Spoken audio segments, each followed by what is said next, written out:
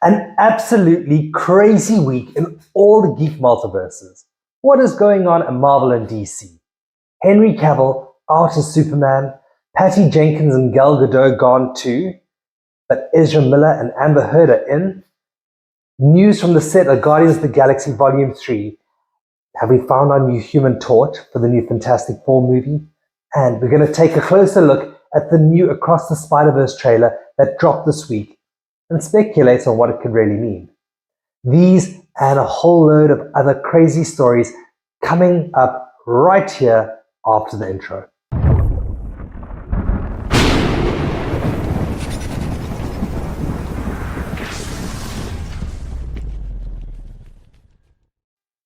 Welcome back, everyone, and yes, it has been a crazy week in news with rumors coming out of left field on a multitude of stories. I also forgot to do the shirt giveaway in the last episode, so watch till the end to see if you're the winner and get a chance to win another one. But first, can I ask you to please share, like, subscribe to the channel, and comment. Tell me what you think of the stories and if certain decisions piss you off, like I'm sure many people have been very upset this week. On this show, I read all the news and compile all the interesting stories from the week into an easy bite-sized episode. So you can stay up to date with the news, rumors, and speculations and all the different multiverses, and I try and keep it at around 10 minutes per episode.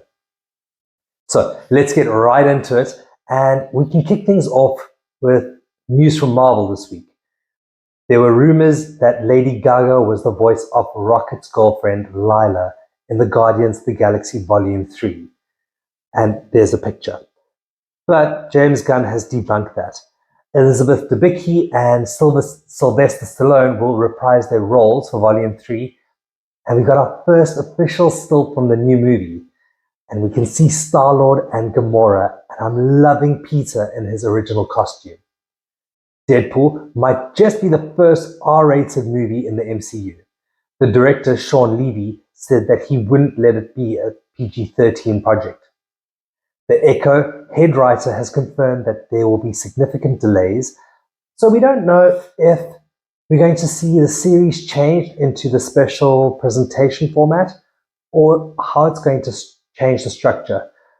We spoke about the possible shuffle for quality over quantity in the MCU on last week's show. Austin Butler's agents are pushing for him to become the new Johnny Storm or Human Torch for the MCU upcoming Fantastic Four movie. What do you think about the casting? Unfortunately, John Krasinski hasn't been asked back as Mr. Fantastic, so we're going to have to see who they have in mind for that role. In the new Across the Spider-Verse trailer, I have to say it looks awesome. It looks like they're sticking to the same formula that worked for them the last time, but from the gratuitous Stan Lee cameo to all the other small Easter eggs we got, I mean, what really got me excited were all the different characters we saw. There's no point in me trying to name them all because you got every Spider-Man you can imagine.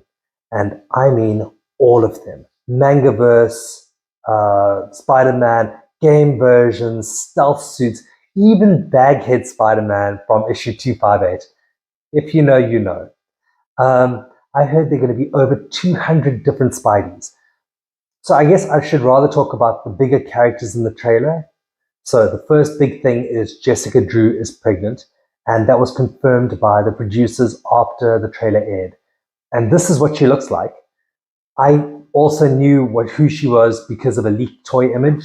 And we know the baby is going to be May Parker. Miguel O'Hara, or Spider-Man 2099, is going to have to play a big role. We saw him move and that huge power slam. And I'm also waiting to see Spider-Punk because Daniel Kaluuya, he's going to voice him. We saw the Vulture, but I heard that Spot is supposed to be the major villain for the next 2 Spider-Verse movies. Now, people are going to speculate on which characters are going to jump and pick up their first appearances before they go through the roof, like Miles and Spider-Gwen.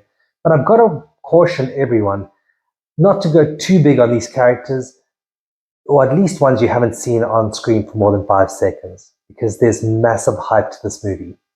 Either way, June 2nd, 2023, I'm predicting it's going to be huge. So feel free to add any more interesting things you saw from the trailer into the comments. What I heard yesterday is that we might get a Donald Glover, like he's going to produce his own Spider-Man villain spin-off movie called Hypno Hustler. At DC, let's talk about the good news first, and Sandman Season 2, Netflix is considering changing up the way they drop bulk episodes to possibly more batches like they do in Stranger Things. Now, I don't think that's a bad idea because it keeps people excited and talking about it for slightly longer. At CW, Gotham Knights is now set to be paired with Superman and Lois. So it looks like they're going to try and replace the crossovers like they did with Flash and Green Arrow. I don't know if they're going to fix what they did wrong. On to the big bombshell that dropped this Thursday. Let's talk about Henry Cavill being cut from DC. I think this has many facets, and it isn't just James Gunn cleaning house, although that might be part of it. So first off, it seems like Dwayne "The Rock" Johnson overinflated the numbers when he spoke about how well Black Adam did. The movie was clearly not profitable, and it overpromised and underdelivered. And it was his push that hyped up people for Cavill's return, but again, I think he overstepped. I doubt he's going to be reprising his role as Black Adam either. Ben Affleck is out as Batman, and then we also heard that Patty Jenkins and Wonder Woman 3 is being canned by James Gunn and Peter Safran. I'm going to be sad to see Gal Gadot be replaced as Wonder Woman because I think she's just done a fantastic job. And yes, Ezra Miller's Flash movie is still on the cards, and Amber Heard hasn't been replaced in Aquaman, so that's The Lost Kingdom. We found out the reshoot budget was cut before Gunn and Safran took over.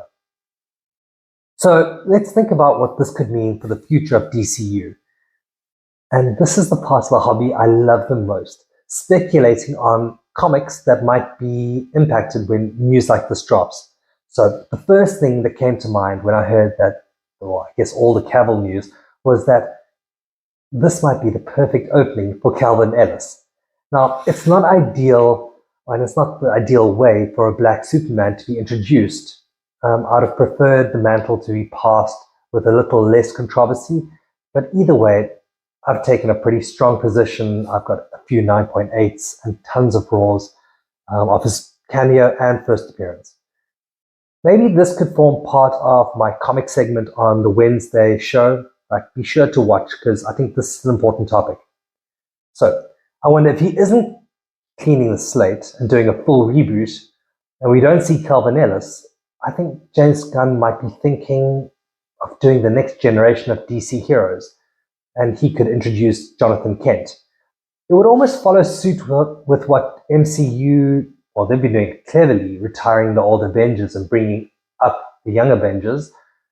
But we're going to get more clarity on this next month. I'll be sure to keep you in the loop with all the developments as they happen. As far as Henry Cavill's concerned, he's probably the hottest free agent in Hollywood right now. And I think he can write his ticket to whatever he'd like to be attached to.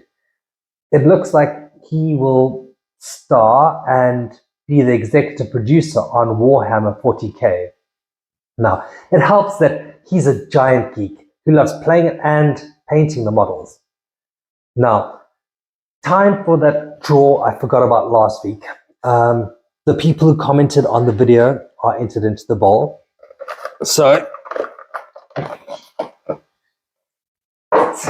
and the winner is Brandon Jarrett. Congrats, dude. I don't actually know, so please let me know where I can send your shirt. Pop me a message later, and yeah, congratulations. Oh yeah, on to the next competition. All you have to do is comment and tell me, who do you think is scarier? Homelander from The Boys or Omni-Man from Invincible? So, his dad. I hope you guys are watching both series. If you've read the comics, they're brilliant. But we're getting season 2 of Invincible soon. But remember to tell me why you think so. So we'll wait a little longer for this one so we can get a few entries in. Guys, I hope you've enjoyed watching the show. Remember, geek responsibly. I'll catch you on the side of the flipping, and okay, bye.